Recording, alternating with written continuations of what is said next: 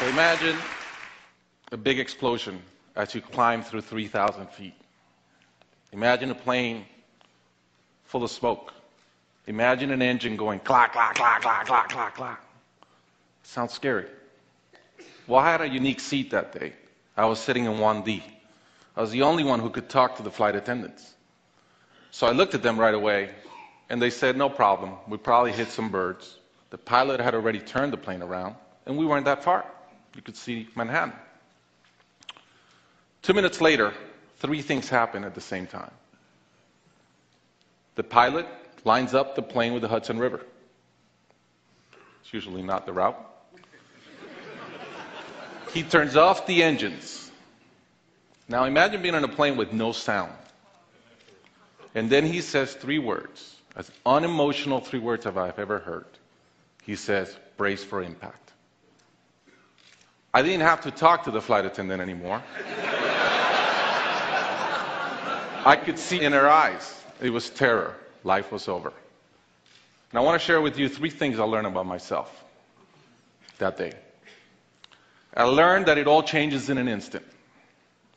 We have this bucket list. We have these things we want to do in life. And I thought about all the people I wanted to reach out that I didn't. All the fences I wanted to mend. All the experiences I wanted to have and I never did. As I thought about that, later on I came up with a saying, which is, I collect bad wines. Because if the wine is ready and the person is there, I'm opening it. I no longer want to postpone anything in life. And that urgency, that purpose has really changed my life. The second thing I learned that day, and this is as we clear the George Washington Bridge, which was by not a lot, I thought about, wow, I really feel one real regret. I've lived a good life. In my own humanity and mistakes, I've tried to get better at everything I've tried. But in my humanity, I also allow my ego to get in.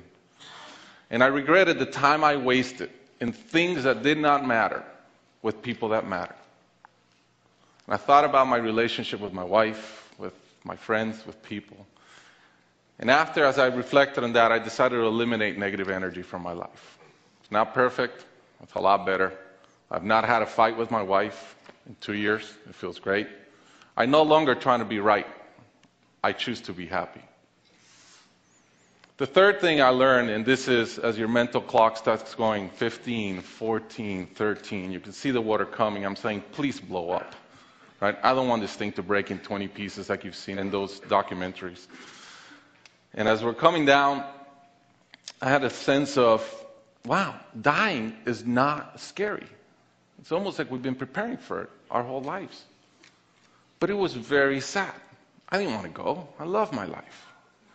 And that sadness really framed in one thought, which is, I only wish for one thing. I only wish I could see my kids grow up.